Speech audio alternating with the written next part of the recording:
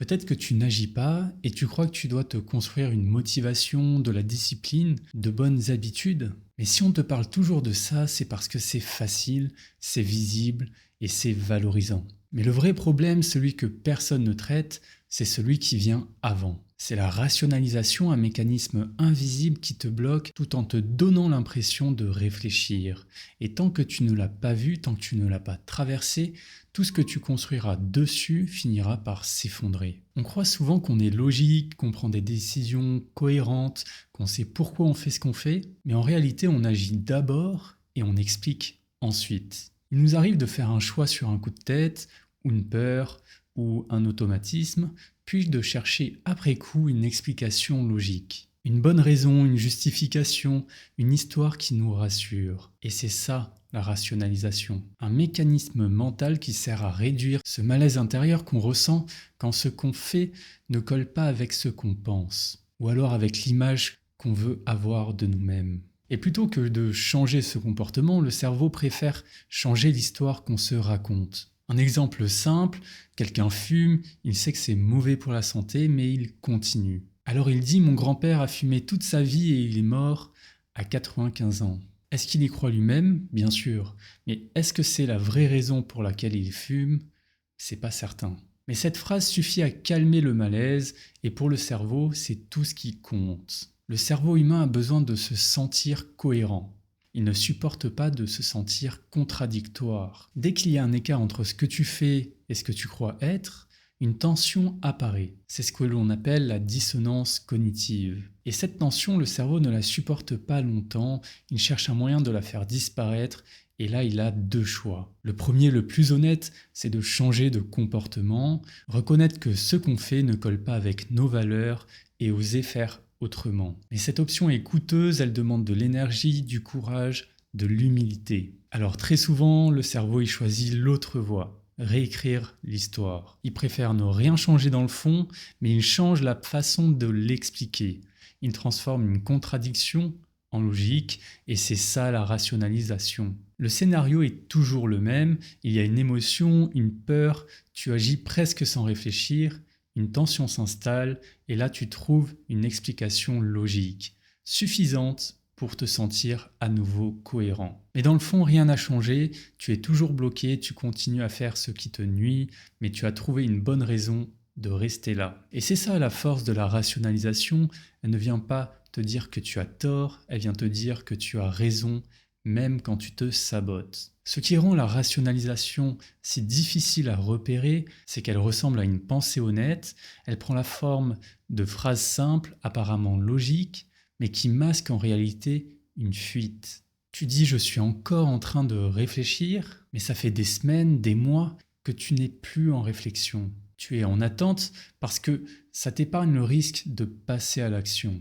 Tu dis « il faut d'abord que je sois prêt », mais en vrai, tu attends un moment parfait, où tout serait clair, évident, maîtrisé, mais ce moment-là n'existe pas et tu le sais. Tu dis « ce n'est pas le bon moment », mais tu le dis depuis combien de temps?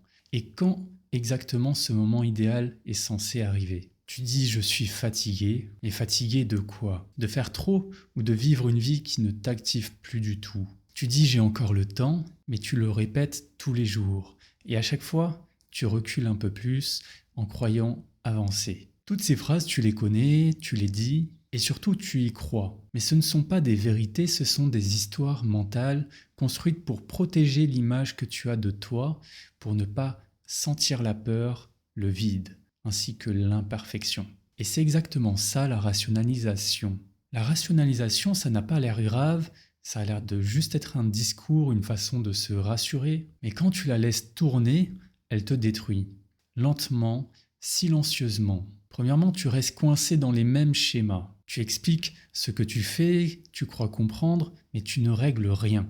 Tu ne règles pas ton problème, tu le commentes. Et en arrière-plan, tu recommences encore et encore. Deuxièmement, tu crois comprendre, donc tu ne bouges pas. Ton cerveau invente une explication, un faux sens qui calme la tension, et tu y crois. Je n'avance pas, mais je comprends pourquoi. Tu te sens en maîtrise, mais en fait tu es figé dans une illusion de lucidité. Troisièmement, tu te fabriques une fausse version de toi. Avec le temps, tu réécris ton identité, Tu appelles prudence ce qui est de la peur, tu appelles lucidité ce qui est de la fuite, tu appelles exigence ce qui est un refus d'agir sans garantie. Et à force, tu finis par y croire et par t'y enfermer. Ensuite, tu perds du temps sans le sentir. Chaque jour où tu rationalises, tu évites le vrai problème.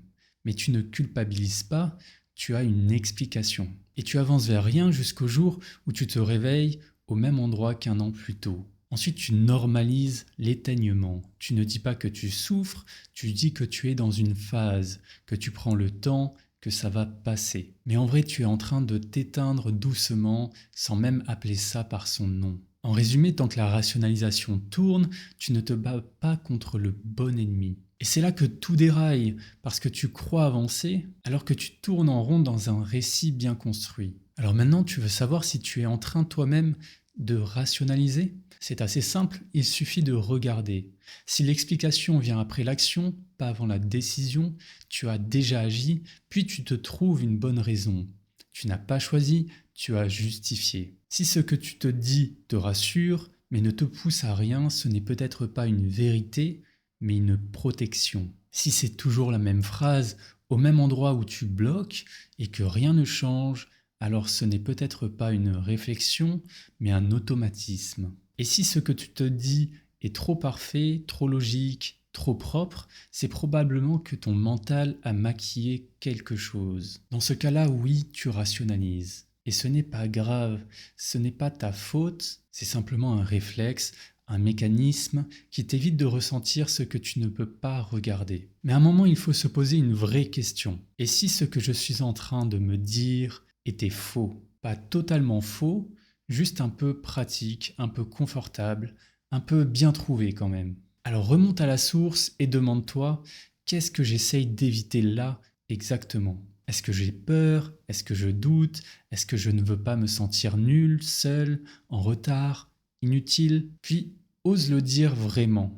Ce n'est pas une stratégie, c'est une fuite. Et c'est là que tout bascule. Parce qu'au lieu de rechercher une explication plus crédible, tu as fait un pas. Un seul, même petit, même bancal, mais profondément réel. Et c'est ce pas-là qui t'arrache à l'illusion. Bon, tout ça c'est très joli en théorie, mais maintenant on passe au concret. Je vais essayer d'appliquer ma propre méthode, pas pour raconter ma vie, pas pour faire semblant d'avoir tout compris, mais pour ne pas te laisser dans le flou, pour que ce soit plus clair pour toi. Imaginons que je veux faire une nouvelle vidéo. Et là dans ma tête ça tourne.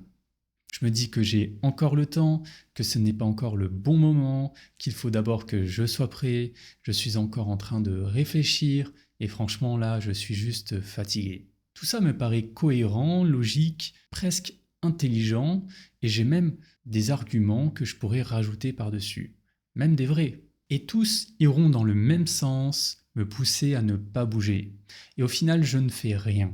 Pas parce que je manque de discipline, pas parce que je suis paresseux, mais parce qu'en réalité, c'est plus facile de rester là, dans ce que je connais, dans ce qui me rassure, même si ça ne mène nulle part. Parce que faire une vidéo, c'est prendre un risque. Le risque que ça ne marche pas, le risque de mal faire, le risque d'être critiqué, ou pire, de me décevoir moi-même. Et cette peur-là, elle est bien réelle. Mais au lieu de l'affronter, je l'enrobe, je la transforme en logique, et je l'habille en stratégie. Mais ce n'est pas une stratégie, c'est une fuite. Et tant que je camoufle, je reste figé. Maintenant, on passe au vrai sujet. Une fois que tu as repéré ta rationalisation, compris la peur que tu essayais d'éviter, tu es face à un choix. Tu peux continuer à rationaliser, à te rassurer, à rechercher une autre bonne raison de ne pas bouger et à refaire encore et encore ce qui va à l'encontre de tes valeurs, de tes objectifs et de ce que tu sais être juste pour toi. Tu peux continuer à tourner en rond en croyant avancer, à saboter ce qui compte avec des justifications brillantes. Mais à force, tu deviens juste ce genre de personne qui a toujours une bonne excuse, toujours une belle histoire pour ne rien changer. Ou alors tu choisis l'autre voie, la seule en réalité, celle que ton cerveau avait écartée. Pas parce qu'elle était impossible, mais parce qu'elle faisait peur, parce qu'elle était inconfortable. Tu avances, pas quand ce sera le bon moment, pas quand tu te sentiras prêt. tu avances sans excuse, avec de l'hésitation peut-être, avec une tension dans le ventre, mais en conscience et en mouvement. Et oui, c'est difficile, pas insurmontable, mais réel. Et il y a une résistance mentale, un doute qui griffe, une partie de toi qui te dit pas maintenant, et si tu l'écoutes, tu repars pour un tour. Et si tu la traverses, si tu avances, ensuite tu regardes en arrière et tu réalises que ce que tu redoutais n'est jamais vraiment arrivé. Tu n'étais pas ridicule, tu n'étais pas en danger, et ceux qui t'ont peut-être jugé ne comptaient pas vraiment. Et là tu vois clair, tu avais peur, mais pour presque rien. Et ce pas que tu as fait, ce n'est pas un exploit, ce n'est pas une victoire spectaculaire, c'est simplement une reprise de pouvoir sur toi, sur ta trajectoire, sur ce que tu es en train de devenir. Et ce pas-là, il vaut plus que toutes tes justifications, parce qu'il ne te protège pas, il te transforme. Et c'est là que ça commence, pas quand tu comprends, quand tu fais.